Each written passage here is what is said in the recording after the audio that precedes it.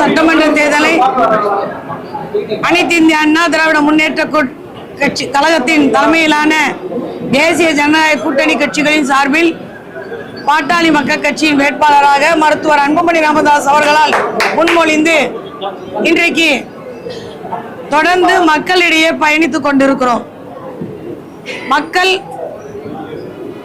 விரோத ஆட்சியை நடத்தி கொண்டிருக்கிற திமுக போதும், வேண்டாம், மாற்றம் வேண்டும் என்ற மனநிலைக்கு உறுதிப்பட்டு விட்டார்கள். இந்த இன்னொரு பக்கம் ஏதாவது ஒன்னா பிஜேபி வந்துரும் அப்படிங்கிற பொய் கருத்துருவாக்கத்தையும் இன்னைக்கு உடைக்கப்பட்டிருக்கிறது. அதற்கு சாட்சியமாக இன்றைக்கு நாங்கள் சந்தித்த சிறுபான்மை சகோதரர்கள் எங்களுக்கு அளித்திருக்கிற ஆதரவு மிகப்பெரியது, ரொம்ப முக்கியமானது. மக்கள் மாற்றத்தை விரும்புகிறார்கள். அதுவும் பெரம்பூர் சட்டமன்ற தொகுதியில் குடிக்கு எதிராக சட்டப்படி காலையில் வெள்ளன டாஸ்மாக் கடை திறக்கக்கூடாது, சேல்ஸ் கூடாது, 12க்கு பிறகுதான்.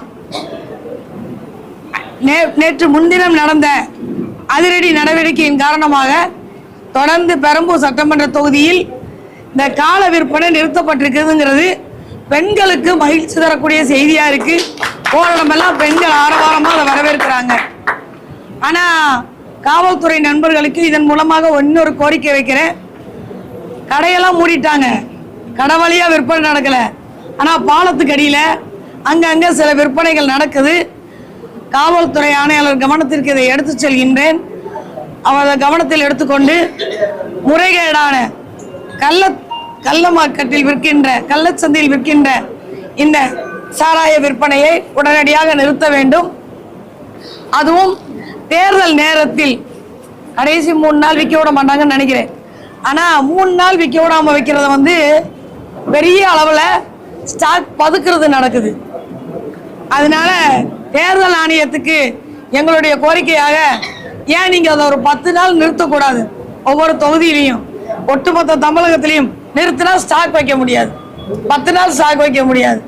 குறைந்தபட்சம் தேர்தல் சரியாக நடைபெற வேண்டும் என்றால், மக்கள் பயமில்லாமல் தொண்டர்கள் பிரச்சாரம் செய்ய வேண்டும் என்றால், பெண்கள் தேர்தல் ஜெயஜெயன்னு ஓடுதுங்க, அதனால ரொம்ப நிறைய குடிச்சிட்டு பண்றாங்க அப்படிங்கிறதெல்லாம் நிறுத்திட்டு மக்கள் முழு சிந்தனையோடு எனக்கு யார் வேணும் வேணான்னு தேர்ந்தெடுத்து வாக்களிப்பதற்கு 10 நாள் இந்த கடைகளை மூடுவது என்று அரசு முடிவெடுத்தால் இது மிகச் சிறப்பானது ஒன்றாக இருக்கும் என்று நான் நம்புகிறேன்.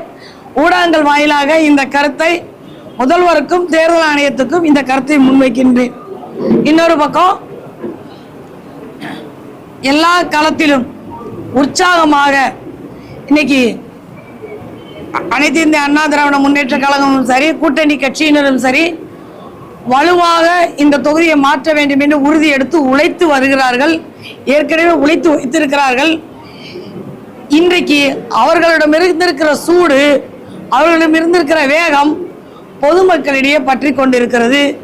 அது எல்லா திசையிலும் மிக கவனமாக போய்கொண்டிருக்கிறது. மக்கள் பெரம்பூரை குப்பையற்ற, குற்றமற்ற, பெண்களுக்கான தொகுதியாக மாற்றுவதற்கு முடிவெடுத்திருக்கிறார்கள். இந்த பனிமலை திறப்பு விழாவையும் மக்களுக்கு என்னென்னலாம் செய்ய வேண்டும், ஏன்னா போற நேரத்தில் வேகமா தேர்தல் ஆணையம் எங்களுக்கு சுருக்கமான நேரம் கொடுக்குறாங்க. அந்த குறிப்பிட்ட நேரத்துக்குள்ள வேகமா முடிக்கணும் போக வேண்டியிருக்கு. அப்போ காணொளி காட்சியின் வாயிலாக மக்கள் எதை கேட்டு பெற வேண்டும் என்பதை நோக்கி எங்களது காணொளி மக்கள் மத்தியில் சுற்றி வர இருக்கிறது.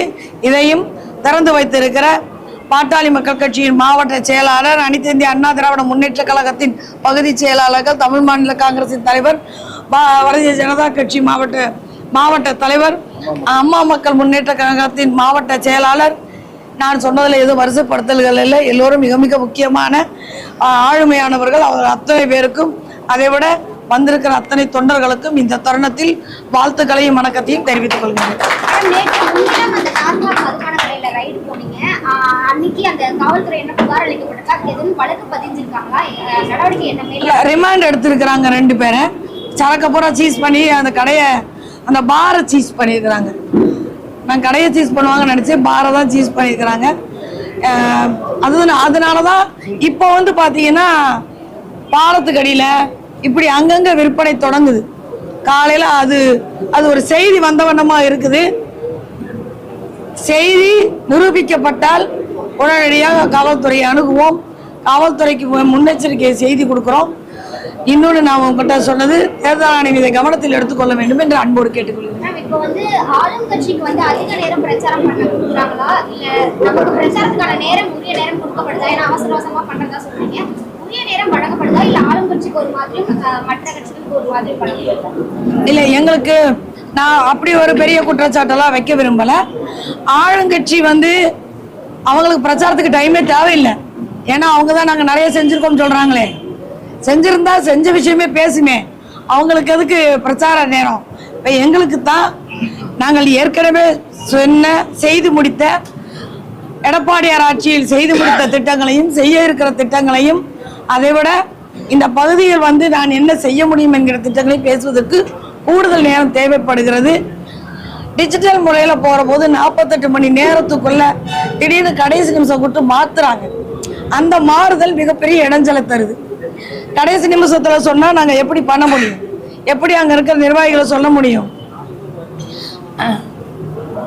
அதனால இது வந்து எங்களுக்கு சிரமமாக இருக்குது. இந்த பகுதியில் பண்ண முடியாதுன்னு சொன்னால் உடனே எங்களுக்கு மாற்று ஏற்பாடு பண்ணுறதுக்கு கொஞ்சம் அவகாசம் கொடுக்கணும்னு நான் கேட்டுக்கிறேன்.